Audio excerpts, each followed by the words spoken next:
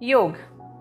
कई बार हम अगर अपने शरीर को थोड़ा मोड़ तरोड़ लेते हैं, थोड़े से खिंचाव कर लेते हैं तो हम उसे योग कहने लगते हैं, या फिर थोड़ा सांस ऊपर नीचे कर लेते हैं तो उसे प्राणायाम समझकर हम कहते हैं हमने योग कर लिया।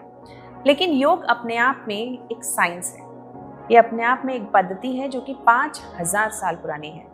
यानी कि जब हमने हड़प्पा की सील्स देखी, उसमें पशुपति सील, उसमें ऐसा माना जाता है कि योगी की मुद्रा में मेडिटेशन कर रहा था कोई। उसी तरीके से बाद में उपनिषद, गीता, सब जगह हमने मेडिटेशन और योग की डिस्क्रिप्शन को समझा। और बाद में पतंजलि, सेज पतंजलि ने, ऋषि पतंजलि ने उसे अष्टांग योग के रूप में हमारे सामने लेकर आए। अब अष्टांग योग क्या है? अष्टांग योग यानी कि 8 स्टेप्स ऑफ योग। यहाँ पे योग का मतलब होता है चित्त वृत्ति निरोध। चित्त हमारा कॉन्शियसनेस, वृत्ति डिस्टर्बेंसेस, निरोध स्टॉपेज। दिस मीन्स हमारे कॉन्शियसनेस की डिस्टर्बेंसेस को जो रोक दे, हमारे चित्त को जो शांत कर दे, जहां पे हम अपना असली स्वरूप देख पाए, वही है योग। अब इसके लिए उन्होंने 8 स्टेप्स दिए।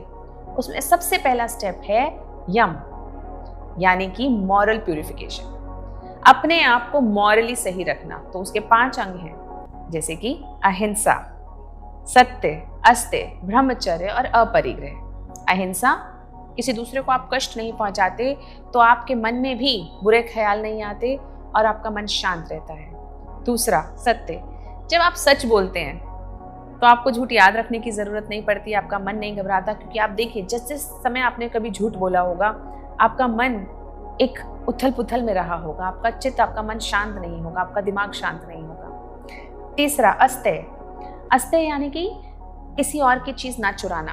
अगर आपने गलती से जानबूझ के किसी की कोई चीज ले ली, आपको पता है कि वो आपकी नहीं है, फिर भी आपने ली, तो आपका मन हमेशा परेशान रहेगा। उस चीज को देख के आपको हमेशा गिल्ट की फीलिंग आएगी।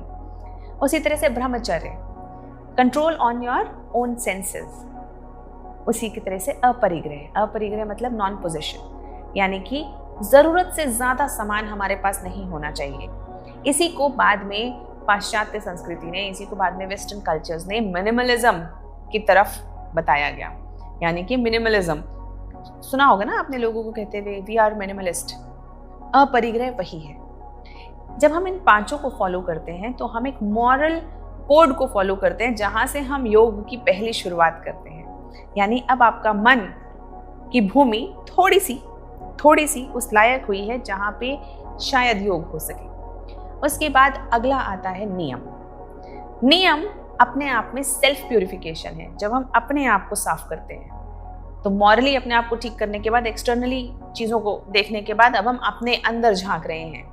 अब उसके भी 5 स्टेप्स हैं: शौच, संतोष, तपस, स्वाध्याय और ईश्वर परिधान तक। यहाँ पे सबसे पहले आता है शौच। शौच मतलब नहाना और अपने विचारों को भी डेली साफ करना। कई बार हम इतने सारे विचार इकट्ठे कर लेते हैं अपने दिमाग में कि पता ही नहीं चलता कब कब की बातें याद करके बैठे हुए हैं। तो उन सब बातों को भूलना, उन सब बातों को, जैसे हम नहाते हैं ना तो गंदगी साफ कर देते हैं, तो अपने गंदे विचारों को भी रेगुलर तरीके से साफ करते रहना शौच है। उसके बाद आता है संतोष।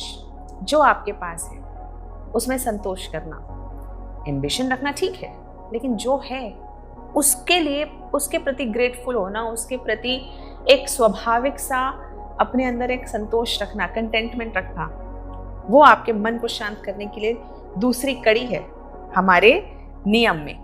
तीसरा है तपस, कुछ तपस्या करना। तपस्या का मतलब ये नहीं कि पहाड़ों पे चले जाना। यहाँ तपस्या का मतलब है कि अगर आपने सोचा है कि आज खाना इतना खाएंगे तो उतना ही खाना। कभी सर्दी हुई तो ये नहीं कि सारी दुनिया के कंबल इकट्ठे कर लिए।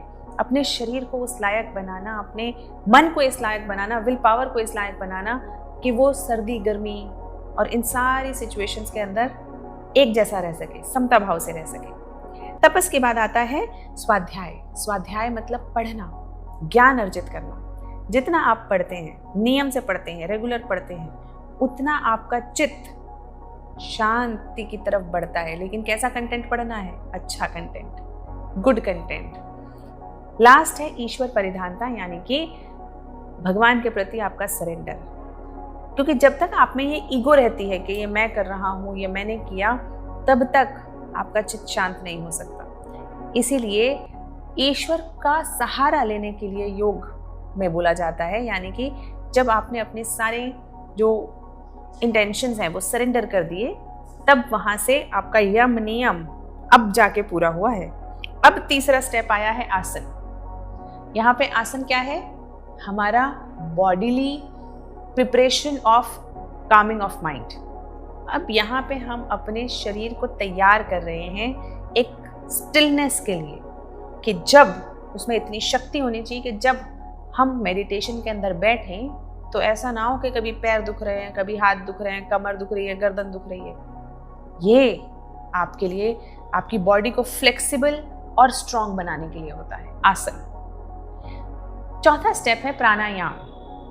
प्राणायाम सबसे आसानी तरीके से होता है जब हम अपनी सांस को ऑब्जर्व करते हैं, आते जाते देखते हैं। अपनी सांस पे कंट्रोल करने से हमारे दिमाग के विचारों को भी हम कंट्रोल कर पाते हैं। और ये बात अब साइंस भी बता चुका है कि अगर आप प्राणायाम करते हैं और योग अगर आप प्रैक्टिस करते हैं एक अच्छे तरीके से, तो हमारे दिमाग से कॉर्टिसोल निकलना कम हो जाता है।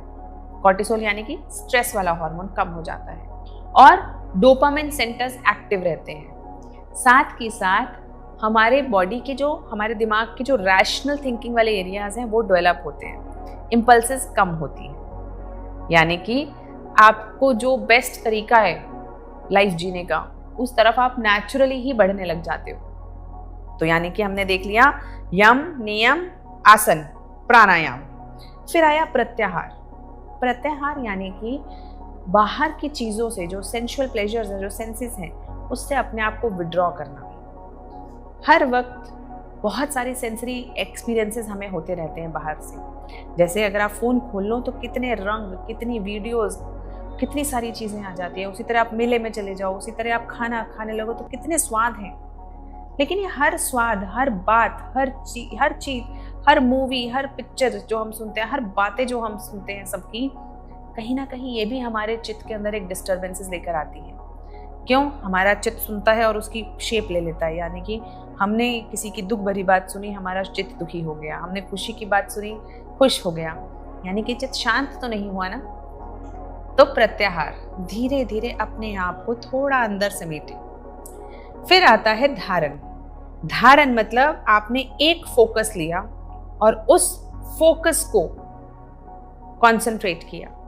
जैसे जब बड़े बड़े योगी हुआ करते थे तो वो किसी चीज़ पे फोकस ना करके किसी इमोशन पे, किसी विचार पे फोकस किया करते थे। खैर अभी हम लोग तो इतने शायद प्रगाढ़ नहीं हुए हैं, तो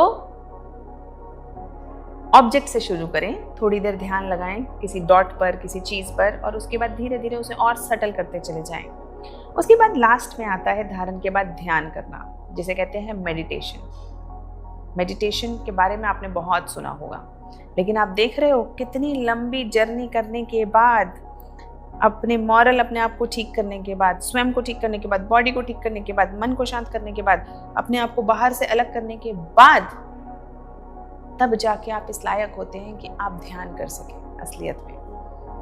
और इस रैपिड फायर की दुनिया में, इंस्टेंट मैगी की दुनिया में, कई बार क्या होता है कि हम 10 मिनट के लिए आंख बंद करके बैठे और हमें लगता है अभी ध्यान लग जाए, अभी तुरंत मोक्ष निर्वाण मिल जाए, मन एकदम तुरंत 10 ही मिनट में शांत हो जाए। इसके लिए थोड़ा समय दीजिए अपने आप को। फिर ध्यान और लास्ट में है समाधि। तो चाहे हम सारे करें नहीं करें, लेकिन हमें एटलीस्ट पता होना चाहिए, और जितने इनमें से नियमों का पालन हम कर सकें, जितने यम का पालन हम कर सकें, जितना हम लोग आसन, प्राणायाम, प्रत्याहार, धारण, ध्यान तक पहुंच सकें, ये हमारे लिए अच्छा है। एटलीस्ट और सब ठीक है, लेकिन कम से कम योग का पूरा मतलब तो पता चले हमें कि योग यानी कि चित्त वृत्ति निरोध, अपने चित्त के डिस्टर्बेंसेस को हटाना ही योग है। तो अपने मन को शांत रखें, खुश रहें। Happy yoga day.